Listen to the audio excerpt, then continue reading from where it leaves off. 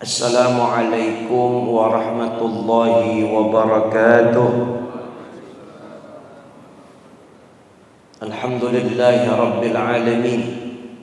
Alhamdulillahilladzi bi ni'matihi tatimmus shalihat wa bi fadlihi tatanazzalul barakat.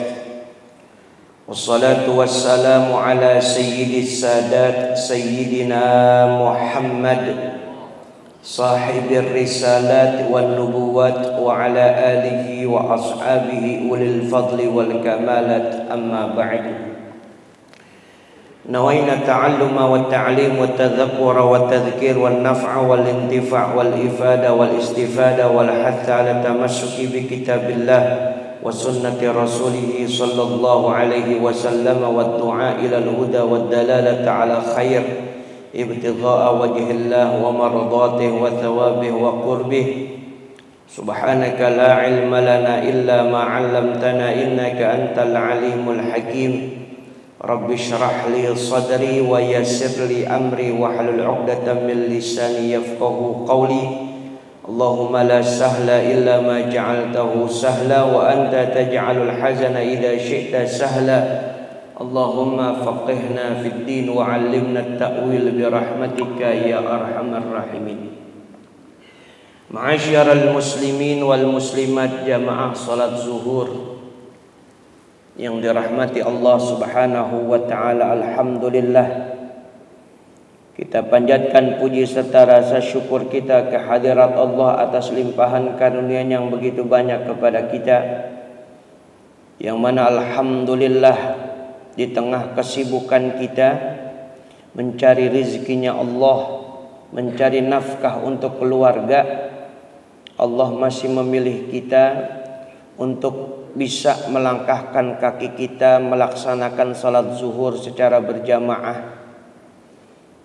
Mudah-mudahan niat, langkah dan amal ibadah kita yang wajib maupun yang sunnah, kesemuanya itu diijabah oleh Allah Subhanahu wa taala, dan mudah-mudahan diganjar dengan pahala yang berlipat ganda. Amin ya rabbal alamin.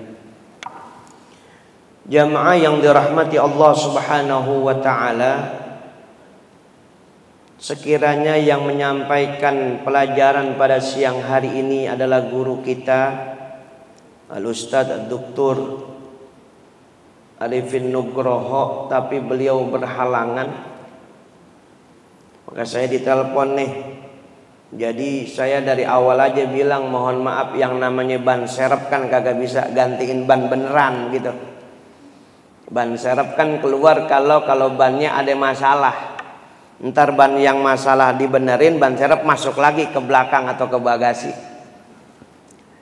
Tapi alhamdulillah ya Allah takdirkan kita bisa duduk bersama di majlis ilmu ini. Mudah-mudahan ilmu yang selama ini kita pelajari menjadi ilmu yang bermanfaat dan bisa kita amalkan fid dini wad dunya wal akhirah.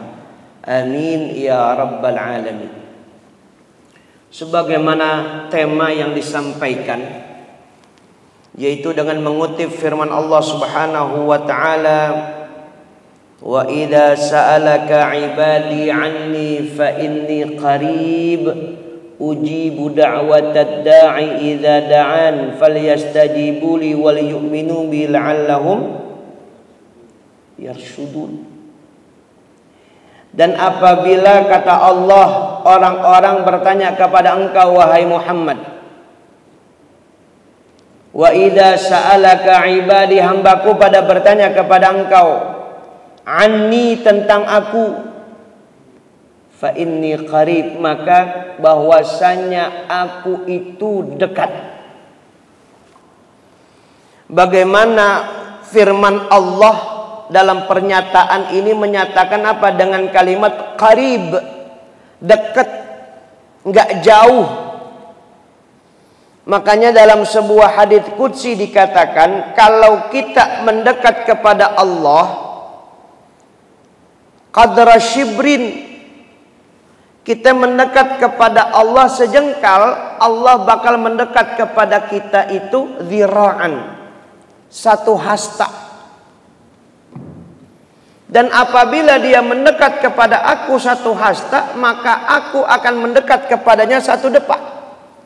Dan apabila dia datang kepada aku dengan berjalan, kata Allah dalam hadits qudsi, ataituhu harwalah, aku akan datang kepadanya dengan berlari. Artinya apa? Makna qarib di sini, arti dekat di sini adalah bagaimana Allah senantiasa merespon hamba-hambanya yang ingin mendekat kepadanya dengan tidak memberikan rasa putus asa. Mau bagaimanapun keadaan kita, mau bagaimanapun dosa kita, kalau kita mau datang kepada Allah, Allah akan mengijabah dan juga menerima taubat kita kalau kita benar-benar bertaubat kepada Allah Subhanahu wa taala. Yang pasti Allah membenci orang yang putus asa. Wala tai'asu min rauhillah. Jangan pernah kalian berputus asa daripada rahmat Allah. Rahmat Allah itu luas. Bahkan dalam hadits juga dikatakan, inna rahmati wasi'at ghadabi, atau ghalabat ghadabi, bahwasanya rahmatku mengalahkan rasa amarahku. Kalau kita ngaca dan kaca itu bisa mendetek kesalahan kita dengan lumuran titik.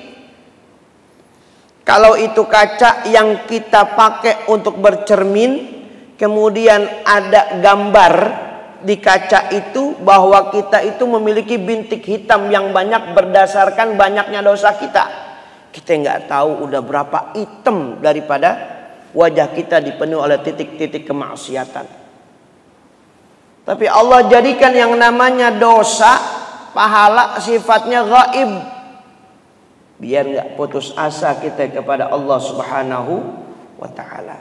Intinya adalah bagaimana Allah mengajarkan kita pada ayat ini, yang mau datang kepada aku itu dekat. Ujibu da'watad da'i idza da'an. Aku senantiasa mengijabah doa atau munajat apabila dia bermunajat kepada aku. Tapi falyastajibu li wal yu'minu bi. Syaratnya dua, tepati dan juga beriman kepada aku, kata Allah Subhanahu wa ta'ala. Tepati atau penuhi segala perintahku. Falyastajibu li wal yu'minu bi, dan beriman kepada aku, kata Allah. Jamaah yang dirahmati Allah Subhanahu wa ta'ala, bagaimana Allah itu menjadikan bagi hambanya ada cara untuk menyambung hubungannya kepada Allah Subhanahu wa ta'ala. Bagaimana hamba itu diberikan cara oleh Allah untuk senantiasa terkoneksi, yaitu apa? Namanya sholat. Kalau sholat dalam bahasa, dalam arti bahasa, sholat itu adalah ad-du'a'u. As-sholatu lughatan ad-du'a'u. Sholat secara bahasa artinya doa. Wa amma istilahan, aqwalun wa af'alun muftatahatun bit takbiri wa mukhtatamatun bit taslimi biniyatin makhsusah. Salat dalam istilah fikih adalah ucapan-ucapan dan juga gerakan-gerakan atau perbuatan-perbuatan yang dibuka dengan takbir dan ditutup dengan salam dengan niat yang khusus. Secara bahasa fikih, kalau kita belajar fikih dasar, as-salatu hiya atau as-salatu lughatan ad-du'a. Salat secara bahasa, definisi bahasa adalah doa. Ini bagaimana Allah mewajibkan kita salat agar kita terus terkoneksi kepada Allah. Tidak ada satupun uzur, terutama buat laki. Kalau perempuan masih ada haid sama nifas, ada siklus bulanan, ada haid haid, ada nifas. Haid itu darah yang keluar setiap bulannya, yang mana dia nggak boleh sholat. Tidak sholatnya seorang perempuan dalam keadaan haid itu berarti tanda ketaatan dia kepada syariat. Ulangi lagi nih, tidak sholatnya perempuan haid itu adalah tanda taatnya dia kepada perintah Allah. Dan gak mesti diganti, gak wajib ganti sholat. Kalau puasa ganti. Begitu juga orang yang nifas. Apa itu nifas? Ad-damul ladzi yakhruju aqibal wiladah. Darah yang keluar habis ngelahirin. Itu namanya nifas. Kalau haid paling cepat 1 hari, paling lama 15 hari, biasanya 7 hari. Ini Imam Syafi'i ini. Paling cepat sehari, paling lama 15 hari, kebiasaan 7 hari. Lebih daripada 15 hari bukan darah haid, itu istihadah. Maka masih wajib sholat dia. Itu darah penyakit. Darah nifas biasanya 40 hari, paling banyak 60 hari, lebih dari itu adalah darah istihadah, darah penyakit. Bersihin, ya, yakinin tidak keluar, sumpel langsung sholat. Itu fikih orang yang memiliki darah istihadah, darah penyakit. Gimana Ustadz, masih wajib sholat nggak? Wajib sholat. Jadi wudhunya setelah masuk waktu. Oh, zuhur azan nih, ambil wudhu. Sebelum wudhu dibersihin dulu. Bersihin, udah yakin tidak keluar darah, ya, bersihin, tutup pakai pembalut, wudhu langsung sholat. Jangan main WA lagi. Kadang-kadang kan kita habis wudhu ya ngabarin dulu, lu di mana? Ini sembahyang dulu bentar 4 rakaat. Jangan lama-lama, ujung-ujung ngobrol. Kayak kita lagi ngaji sambil WA-an. Kira-kira lebih bertahan WA apa ngaji nih? Sebelum ngaji kita WA nih, bentar ya saya ngaji dulu. A'udzubillahi minasyaitonirrajim. Ting. Baru a'udzu entar dulu, ini cuma 5 ayat doang. Bismillahirrahmanirrahim. Balas lagi. Aneh mau jalan nih. Ini ya. Shadaqallahul azim. WA dia. Itu orang sono bukan orang sini. Kalau jamaah sini Masya Allah. Enggak gitu ya. Enggak gitu apa enggak beda. Balik lagi. Bagaimana Allah menjadikan sholat cara kita terus berhubungan dengan Allah. Karena dasarnya sholat itu adalah doa. Makanya Al-Imam Al-Habib Abdullah bin Alawi bin Muhammad Al-Haddad radhiyallahu an itu menyatakan dalam kitab An-Nasaihud Diniyah, yaitu apa? Ad-du'a'u huwa mukhul ibadati wasilahul mu'mini. Doa itu otaknya ibadah dan juga senjatanya orang beriman. Mukhul ibadati wasilahul mu'mini. Doa tuh. Makanya kita mau diapain aja nggak usah takut. Kita masih punya doa. Doa itu letaknya setelah kita ikhtiar. Ikhtiar, tawakal, doa. Ada mengatakan lagi ikhtiar, usaha dulu. Habis usaha titipin sama Allah lewat doa kita. Hasilnya belakangan. Kalau tibang doa doang kita, ya Allah, saya lapar ya Allah. Ya Rabb, saya lapar, pokoknya saya mau kenyang aja. Cuman kagak turun ke kantin. Kagak nitipin ke OB. Ya. Makanannya udah ada di depan dia, kalau tidak digerakkan tuh tangan, nyomot tuh makanan atau nyendok itu makanan, digerakin masukin ke mulut, nggak bakal kenyang juga. Udah masuk dalam mulut, masih ikhtiar kita, diapain? Kunyah, telen. Makanya ikhtiar nggak boleh lepas dari doa. Orang kalau doa doang tanpa ikhtiar itu omong kosong. Tapi orang ikhtiar tanpa doa sombong.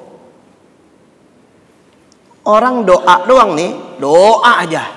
Ya Allah, dikasih wirid sama gurunya, ya Fattah, ya Razak, ya Wahab, pengen dagangannya laku, cuman dagangannya kagak di display, kagak dibikin, kagak ditawarin ke orang. Kalah kita. Apalagi orang Betawi punya warung, kalah sama saudaranya orang Madura.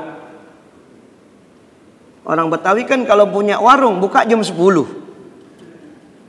Buka jam 10 nggak lama cucunya datang minta permen gratis lagi, nggak lama ponakannya datang minta rokok, habis sama keluarganya. Orang Betawi lihat orang saudara kita orang Madura nggak pakai tutup.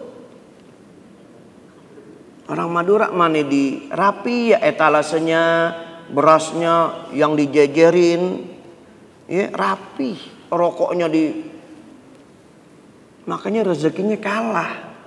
Maka itu ada doa, ada ikhtiar. Bagaimana doa dan ikhtiar kita bisa nembus ke langit? Ada adab. Nah kita ini dalam ibadah nih modelnya ada 3 unsur yang gak boleh lepas. Pertama, akidah. Yakin kita Allah adalah Tuhan kita. La ilaha illallah. Akidah kudu mantep. Karena kalau kita minta sama Allah, kitanya nggak yakin, mau ngapain? Ya Allah, di bulan Dzulqa'dah nih ya Rabb, saya pengen ngorban. Tapi terserah sih, kalau dikasih, kalau kagak juga nggak apa-apa. Nah doa begitu. Dia nggak yakin, ya Allah. Ya Allah, saya pengen punya iPhone baru. Saya pengen punya ini baru, punya tas baru, atau punya ini baru ya Rabb. Tapi kalau nggak dikasih juga nggak apa-apa ya Rabb dah. Nggak yakin minta sama Allah. Itu juga kalau dikasih, kalau nggak dikasih nggak apa-apa. Nah, kita kagak yakin sama ijabahnya Allah. Makanya kudu ada adab, ada akidah. Kita yakin yang memberikan itu Allah. Doa kita 3 nih direspon sama Allah, langsung diijabah. Yang kedua, dikasih waktu yang tepat. Yang ketiga, diganti dengan yang kita butuhkan, bukan yang kita pengen. Karena kadang-kadang kita minta sama Allah yang kita pengen, bukan yang kita butuh. Rumah di gang, minta mobil listrik lagi. Mana kontrakan cuma 1.300 dayanya. Nah kalau ngecas di rumah yang 1.300, kira-kira yang terjadi apaan? Jepret. Orang Betawi bilang jepret. Sama kayak di kontrakan, yang ini nyetrika, yang ini masak nasi di rice cooker, kulkas nyala, AC nyala, ya jepret. Ada kudu yang ngalah satu. Ini rumah, mohon maaf nih, rumah di gang, minta mobil sama Allah. Allah nggak kasih, kenapa? Sekarang kebanyakan orang punya mobil, rumah di gang, mobilnya yang terjadi ditaruh di mana? Pinggir jalan. Yang terjadi apa? Macet apa kagak? Macet. Orang naruh mobil, bukannya kita nyalain orang yang rumahnya di gang, enggak. Kalau bisa siapin dulu garasinya, baru isi sama mobilnya. Kalau kita punya garasi nggak punya mobil, dikontrakin sama orang, masih jadi duit itu. Orang Betawi nih, otak orang Betawi nih. Dia punya garasi 1 mobil, nggak ada mobilnya nih, baru garasi doang. Wah Haji, garasi kosong. Iya. Saya lagi bikin aja, mancing Allah garasinya dulu, ntar mobilnya mau datang. Ini gede nih Kiai, Pak Haji gede nih garasinya. Emang saya siapin buat mobil Denza, kata dia. Nyarinya yang cakep ya, yang kayak Alphard cuma listrik. Iya. Kapan Pak Haji? Nggak tahu, saya bikin aja dulu. Saya tempatin dulu ya, ngontrak ya. Sebulan 500, jadi urusan, puter tuh duit. Ya. Kadang-kadang kita minta sama Allah sesuatu yang kita pengenin, bukan yang kita butuhin. Makanya respon Allah terhadap doa kita tuh 3. Langsung diijabah. Yang kedua, ditunda sampai waktu yang Allah kehendaki. Yang ketiga adalah diganti sama Allah dengan sesuatu yang lebih baik, yang kita butuhin, bukan yang kita pengenin. Dan ingat 3 ini, atur diri kita untuk tidak mengatur Allah. Selama ini kita doa gimana? Maunya sekarang-sekarang juga. Tapi Allah demen kalau hambanya doanya merengek. Ibarat kayak anak kecil minta mainan sampai guling-guling. Ibu-ibu, bapak-bapak bawa anak ke mall, pernah nggak anaknya guling-guling depan toko mainan, depan Toys Kingdom? Minta ituan robot transformer, atau enggak minta diecast, sampai guling-guling depan mall. Kira-kira orang tuanya malu nggak? Ya Allah, pakai nangis, orang liatin, orang lihat, bu udah bu beliin aja, beliin aja, beliin aja. Kita kan bukan yang nggak mau beliin, emang duit kita kagak ada. Saya punya bocah ke toko, ke tempat makan, ada yang jual coklat Dubai itu yang lagi rame. Saya tanya, kotak kecil segini kok coklat Dubai malah lagi viral ya? Berapa mbak harganya? 180 apa 100 berapa gitu? Saya bilang beli beng-beng aja banyakan, saya bilang gitu. Bukan yang nggak mau beliin, nah coklat begitu. Sekotak gini doang nih, yang dalamnya ada kunapa sama pistachio doang. Ada yang jual murah, isinya bihun. Nah, itu mah orang kita dikasih sama green tea di dalam, bukan pistachio ya, bukan Dubai itu mah. Ya Allah. Satu, akidah. Kita punya unsur tuh akidah. Kedua, syariat. Kita kudu tahu cara kita doa kepada Allah. Ya, walhasil sholat kita kudu ada fikihnya biar diterima sama Allah. Makanya kita harus ngaji dalam urusan syariat, harus ada gurunya, gak boleh sembarangan. Harus punya guru syariat. Kenapa? Man talaqqal ilma bila syaikhin fasyaitanu syaikhuhu. Orang yang ngaji belajar syariat nggak pakai guru, maka syaitan adalah gurunya. Bukannya kita mengenyampingkan. Sekarang kan gurunya sekarang kan inian ChatGPT. Cepet dia jawab, cuman nggak punya tanggung jawab. Apa yang kita tanya di ChatGPT, di Meta AI, apa aja ada tuh aplikasi artificial intelligence, kita tanya apa aja dijawab. Tapi kalau kita ngelakuin salah, dia mau tanggung jawab nggak tuh? Itu pentingnya peran guru, ada tanggung jawab, ada mas'uliyah ilmiah. Tanggung jawab ilmu nggak boleh sembarangan disampaikan. Makanya mesti ada guru yang mengajarkan syariat sama kita. Kalau tidak, maka syaitan adalah gurunya. Artinya apa? Syariat kudu benar, rukun, syarat, wajib, sunnah, dan membatalkan. Sholat kita tahu nih syarat apa aja. Syarat itu perkara di luar sholat.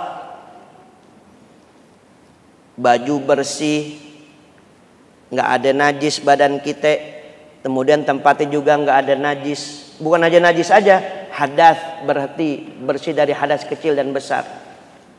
Kemudian mohon maaf, 2 lubang depan sama belakang kudu bersih, karena itu bisa membatalkan. Harus menghadap kiblat. Ya, syaratnya harus muslim, Islam dia harus baligh dulu, harus berakal. Makanya orang yang nggak sholat, orang gila itu nggak sholat, karena memang zala akluhu, hilang akalnya. Ini kudu ada nih dalam syariat, kudu tersusun tuh mana yang fardu, mana yang sunnah, mana syaratnya, mana yang membatalkan. Sholat juga begitu, kita kudu tahu apa yang bakal membatalkan tuh. Apa di antara membatalkan? Kentut itu batalin sholat tapi kagak? Bu, batal nggak? Coba cari di kitab fikih, ada nggak kentut batalin sholat?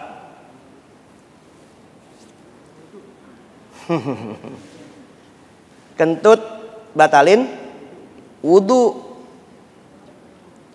Wudu, orang sholat nggak pakai wudu sah nggak? Nah itu jadi mutarnya begitu tuh syariat tuh. Jadi kalau kita cari apa yang membatalkan sholat, khuruju min ahadis sabilain, keluar perkara, ya, mau cair, mau padat, mau angin, depan belakang. Mastiinnya kalau dia materi, cair atau nggak cair, itu kelihatan. Tapi yang bahaya angin.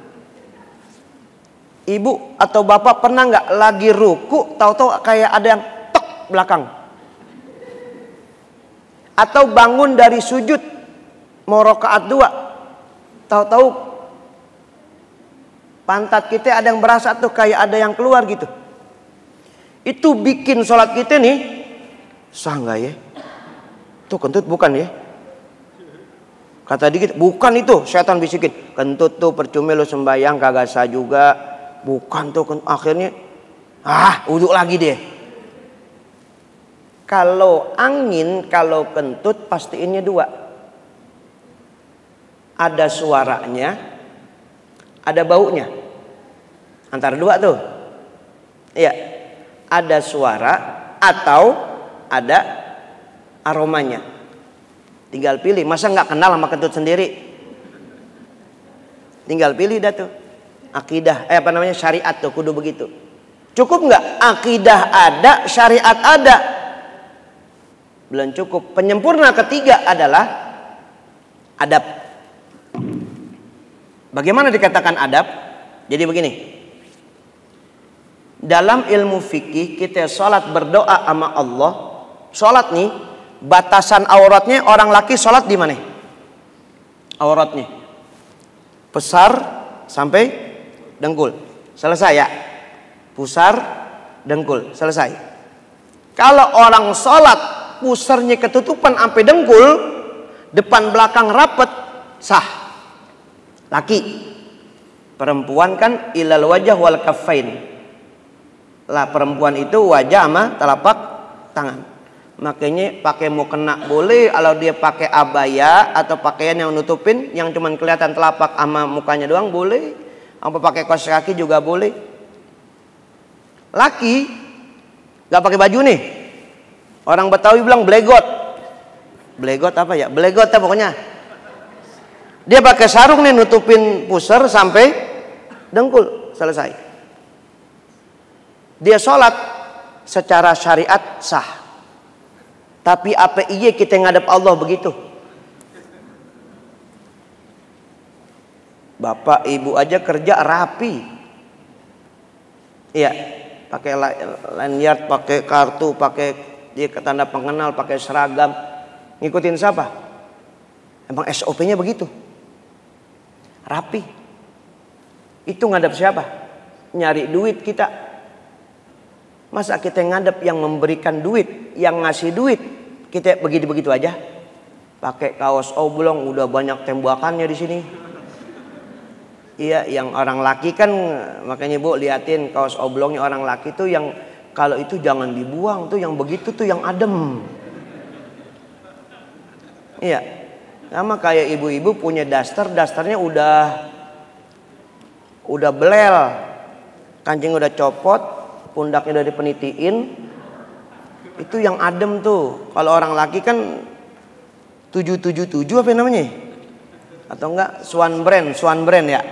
Iya, yang ada ceplakan stempel itu sebelah kanan di bawah suang tuh. Sah nggak pakai itu? Sah, cuman nggak punya adab kita. Kita sholat biar dilancarin rezeki kita, tapi adab kita sama zat yang memberikan rezeki kenapa jadi begitu? Sama kita dalam doa kudu punya adab. Ada tempat-tempat baik, ada waktu-waktu baik, dan ada cara yang baik. Bahkan Sayyiduna Abdullah bin Abbas mengatakan, annahu qala idza sa'altumullaha fas'aluhu biputuni akaffikum. Kalau minta sama Allah, mintalah dengan telapak tangan. Jadi begini. Wala tas'aluhu bizuhuriha, jangan mintanya begini. Kalau begini nih, kalau lagi ada musibah, kita minta dari Allah, ya Rabb jauhin dari fitnah, dari gempa, dari banjir, itu balik tangan kita. Tapi kalau kita minta sama Allah, buka tangan kita. Lihat, Allah itu malu apabila ada seorang hamba dalam Bulughul Maram nih, ya, idza rafa'a yadahu, apabila ada seorang hamba doa diangkat kedua tangannya, itu tidak diijabah sama Allah. Lihat, rafa'a yadaihi ila sama, ngangkat tangan, bukan terbalikin tangan. Kita doa begini, apa lagi duduk, tangannya dibalik doang di atas paha kita, bak begitu. Kan kita malas banget ya minta. Astagfirullahaladzim. Tepuk gini doang. Orang kan ngusap, makanya dikatakan idza sa'altumullaha, apabila kalian meminta kepada Allah, fas'aluhu, maka mintalah kepadanya bibutuni akafikum, dengan bagian dalam dari telapak kalian. Diminta begini, mau begini, mau angkat lagi silahkan. Nabi ketika wukuf di padang Arafah, ketika doa itu dalam Hajjatul Wada, beliau mengangkat tangan agak tinggi sampai kelihatan putihnya ketiak beliau, pakai kain ihram kelihatan tuh. Begini boleh, tapi kalau kunut subuh di depan dada aja, jangan tinggi-tinggi kunut. Begini aja. Ya, yang kunut jangan Allahumma hdina fi man hadait, cukup begini aja. Iya, itu kalau lagi munajat, ya Allah lagi ada masalah tuh, kalau lagi ada masalah nih misalkan begitu ya. Ya, sanyo mati, jempol cantengan, bini mau lahiran, anak belum bayaran, motor mau diambil leasing, rumah bocor, token habis. Lagi itu udah, kalau begitu datang ke kiai, kiainya juga bingung doain lewat yang mana duluan ini. Jamaah datang ke kiai, kiai saya punya masalah apa? Jempol saya cantengan kiai. Terus anak saya belum bayaran ini. Terus bini saya udah 8 bulan. Motor mau diambil sama leasing. Rumah bocor kiai, sanyok mati.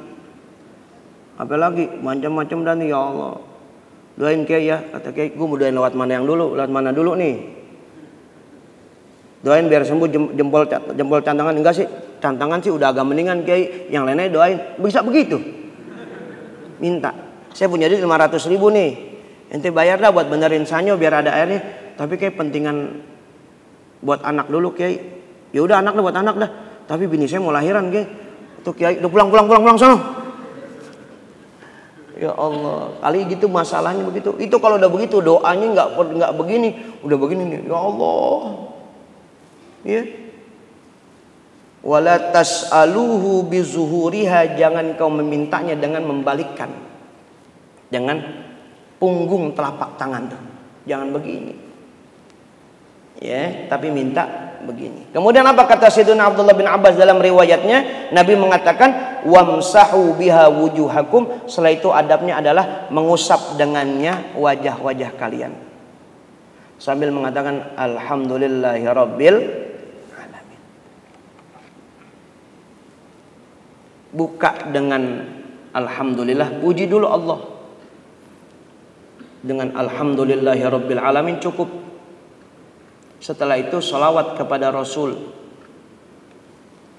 Habis itu minta tuh perinci, mau doa lewat mana dulu silakan. Setelah itu doa sabu jagat terakhir, Rabbana atina, itu konklusi jami' ya, yang mengumpulkan doa-doa kita tuh tadi itu. Intinya kan ya Allah, di dunia pengen baik, di akhirat pengen baik.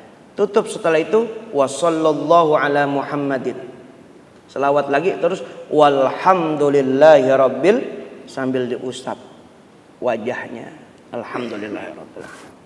Adab waktunya sepertiga malam bagus, pagi bagus ada zikirnya, waktu duha bagus.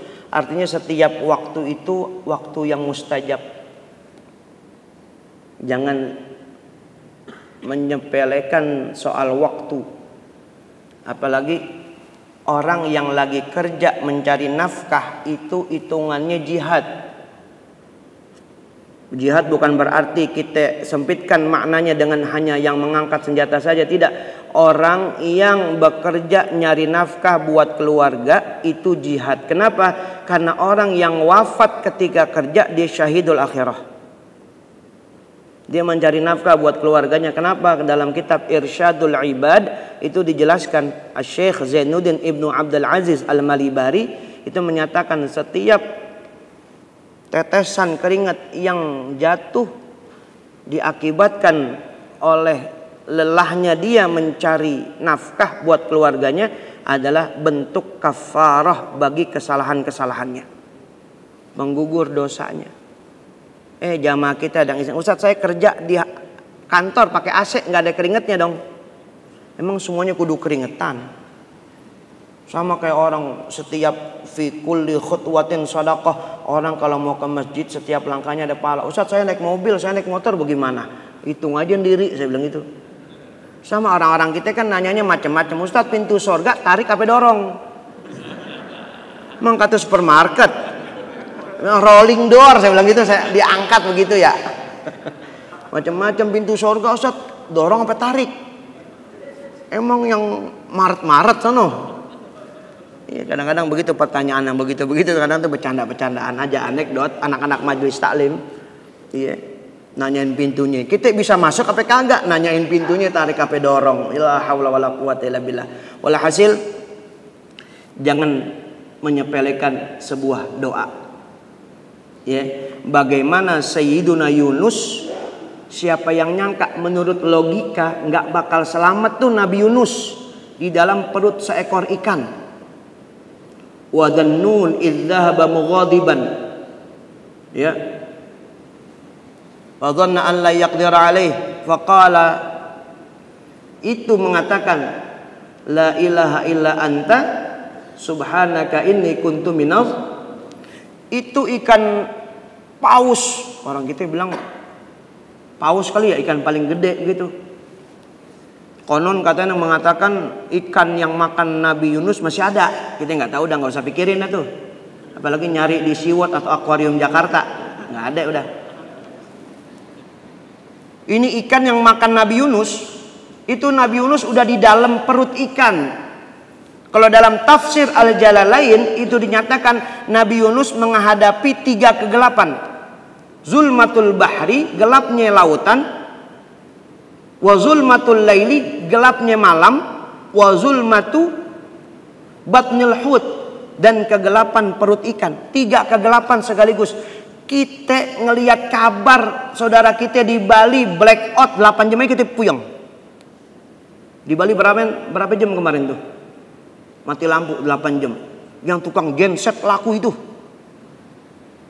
Tukang genset. Itu 8 jam. Listrik mati. Semua lumpuh.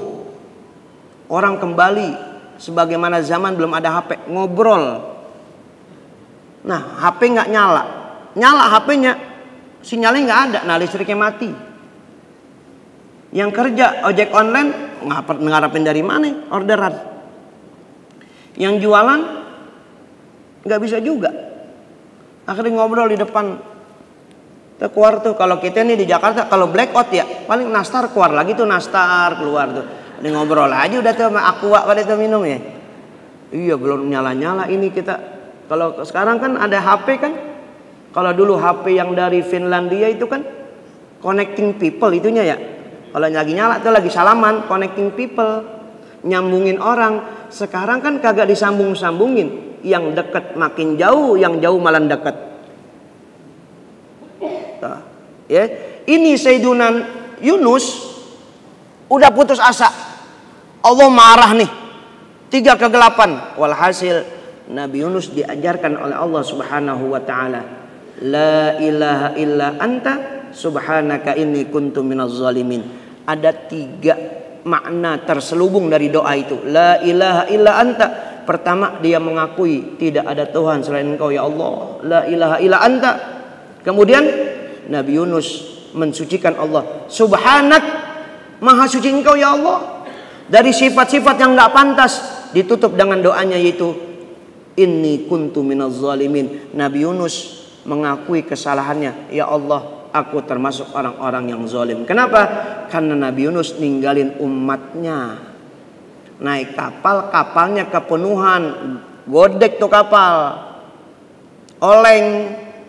Daripada tenggelam semua, mendingan diundi. Harus dibuang satu nih muatannya.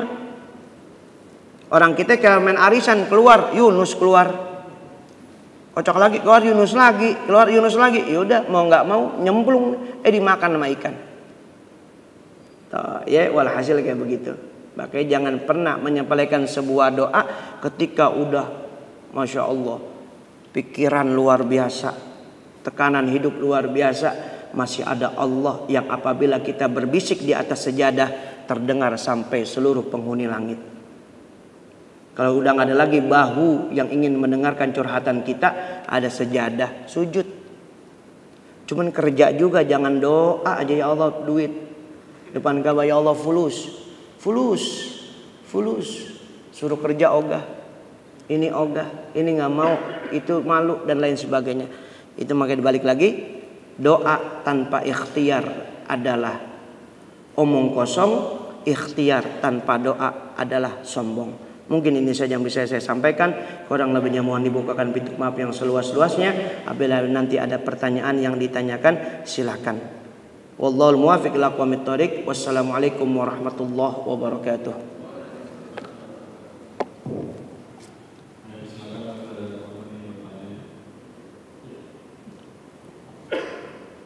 Assalamualaikum Ustaz. Waalaikumsalam warahmatullahi. Ustaz, ini mau nanya kita kan kalau berdoa itu kan sebelum doa kan terlalu banyak harapan, keinginan kita. Tapi kita dalam berdoa itu pengen supaya mohon titipnya ikhlas dengan berdoa. Mohon titipnya Ustaz. Ya. Assalamualaikum warahmatullahi wabarakatuh. Waalaikumsalam warahmatullahi wabarakatuh.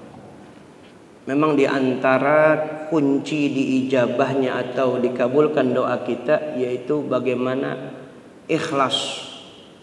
Ikhlas dalam artian apa? Kita minta sama Allah yakin, makanya doa kita itu harus dua unsur lagi nih.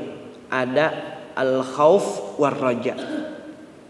Ada takut nggak diterima doa kita, tapi kita roja berharap pengen diapain? Diterima doa kita.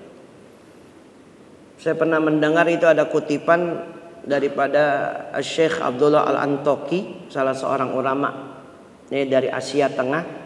Beliau mengatakan tuh di antaranya itu biar ikhlas, benerin kita punya tatanan hati dan husnuzon sama Allah. Dan bagaimana obat hati itu di antaranya adalah duduk sama orang soleh, kedua baca Quran, ketiga ikhla'ul batan anil haram, ngosongin perut dari perkara yang diharamkan. Yang keempat adalah itu biasa bangun malam. Yang kelima adalah kita minta-minta sama Allah pada waktu subuh. Ini nggak usah semuanya nih. Kita ini aja dulu. Bagaimana hati menjadi madar, yaitu sumber agar kita ikhlas. Orang kalau makanan minumannya nggak halal susah.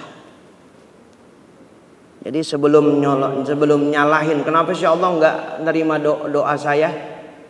Coba periksa dulu kita masih ada nggak perkara yang diharamkan, bukan hanya zatnya yang haram, tapi didapatkannya dari mana dan dengan apa dia membelinya. Jadi makanan itu yang kita dapetin duitnya haram nggak atau halal nggak? Dah duitnya, cara belinya bagaimana? Ya, kemudian sumbernya haram atau halal atau makanannya itu. Makanya ikhla'ul batan minal haram. Jadi ngosongin perut daripada perkara yang haram. Maka dulu ada sebuah hadis diriwayatkan nih, ada orang bajunya lusuh, diangkat tangan tapi mat'amuhu haram wa mashrabuhu haram fa anna yustajabu lahu kama qala sallallahu alaihi wasallam. Makanannya haram, minumannya haram, bagaimana mau diijabah doanya? Tapi ikhlas itu butuh pembiasaan, karena ikhlas itu sirrul ibadah, rahasia ibadah alladzi wada'ahu Allah fi qulubil mu'min, yang Allah letakkan dalam setiap hati orang beriman. Itu pokoknya rahasia. Orang nggak bisa bilang dia ikhlas kecuali orang lain yang menilai dia. Karena ikhlas nggak butuh dibicarakan. Buktinya surah Al-Ikhlas nggak ada kata ikhlas di dalamnya. An-Nas ada, qul a'udzu birabbin nas. Al-Falaq, qul a'udzu birabbil falaq. Tabbat al-masad fi jidiha hablum mim masad. Apalagi? Idza an-nasr idza jaa nasrullah. Al-Kafirun, qul ya ayyuhal. Cuman suratul Ikhlas, ada nggak kalimat ikhlas di dalam surah Al-Ikhlas? Nggak ada. Artinya ikhlas kudu ada, tapi tak usah diucapkan. Wallahu a'lam bissawab.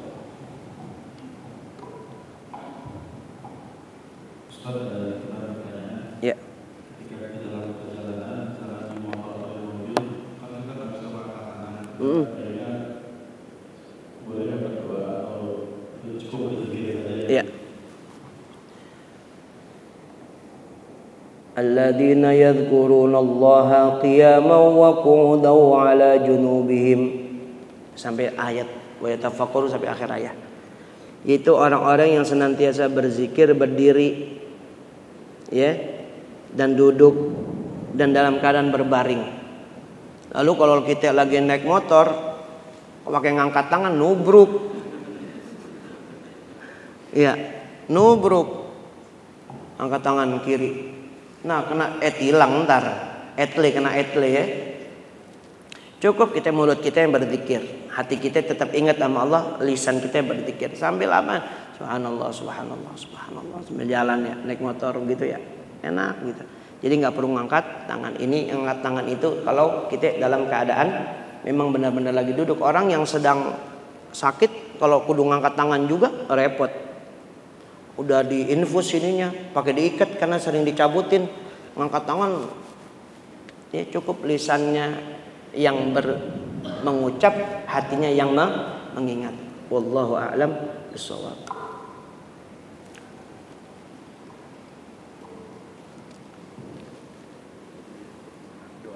Baik. Sebelum kita mengakhiri majelis kita pada siang hari, mari sama-sama kita membaca suratul Fatihah sebagai ikhtitam, khitam majelis kita. Mudah-mudahan ilmu yang kita pelajari dan yang akan kita pelajari nantinya menjadi ilmu yang bermanfaat. Kita hadiahkan juga kepada seluruh orang tua kita, guru-guru kita yang telah meninggal dunia. Dan juga mudah-mudahan Allah jadikan kuburnya raudhah min riyadil jannah. Orang tua kita yang masih ada, mudah-mudahan Allah jaga, Allah panjangin umurnya. Anak-anak kita semuanya salihin, salihat, taat sama Allah, cinta sama Rasulullah, bakti sama orang tua. Hajat-hajat kita semua dikabul, hajatul dunya bil maisarah wa hajatul akhirati bil maghfirah. Dan mudah-mudahan duit yang kita keluarkan dalam sedekah kita menjadi bekal kebaikan kita menuju Allah Ta'ala. Allah ganti dengan rizki melipat ganda. Dan mudah-mudahan Allah wafatkan kita dalam keadaan husnul khatimah. Bitilkan niyya al-Fatihah. A'udzu billahi minasyaitonir rajim. Bismillahirrahmanirrahim. Alhamdulillahi rabbil alamin arrahmanir rahim maliki yaumiddin. Iyyaka na'budu wa iyyaka nasta'in ihdinas siratal mustaqim siratal ladzina an'amta 'alaihim ghairil maghdubi 'alaihim waladdallin. Amin. Rabbana ighfir lana wa liwalidina. Amin. Bismillahirrahmanirrahim. Alhamdulillah rabbil alamin. Allahumma shalli ala sayyidina Muhammad wa ala ali sayyidina Muhammad. Allahumma aghnina bil ilmi wa zayyinna bil hilmi wa akrimna bit taqwa wa jamilna bil afiyah. Allahumma anfa'na bima 'allamtana wa 'allimna ma yanfa'una wa zidna ilman nafi'an. Maulana ya mujib ya hadiran la yaghib, tawassalna ilaika bil habib taqdi hajatina qarib. Rabbana atina fid dunya hasanah wa fil akhirati hasanah wa qina adzaban nar. Wa sallallahu ala sayyidina Muhammadin wa alihi wa sahbihi wasallam. Walhamdulillahi rabbil alamin. Subhanakallahumma wa bihamdika asyhadu an la ilaha illa anta astaghfiruka wa atubu ilaik. Walhamdulillahi rabbil alamin.